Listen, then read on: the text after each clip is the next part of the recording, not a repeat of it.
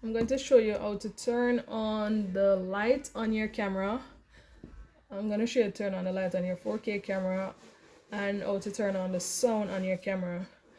Alright, if you're not seeing a menu, right click on your screen and you're looking for settings, and then you go to camera, you select camera, and then you choose which camera you want to turn on.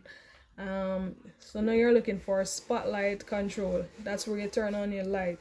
That's where you control the light on the camera. It's either you turn it on or off, or if you're looking for the voice alert on your camera to turn it on, you'll see voice alert slash siren. So they give you three options.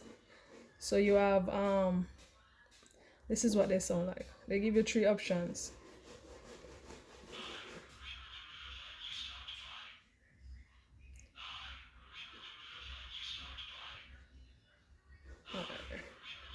And then you have smile, that's unavailable. Don't know if you hear it.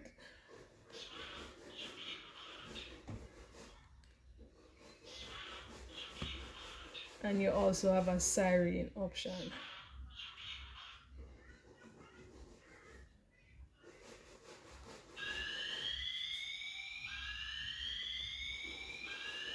Okay,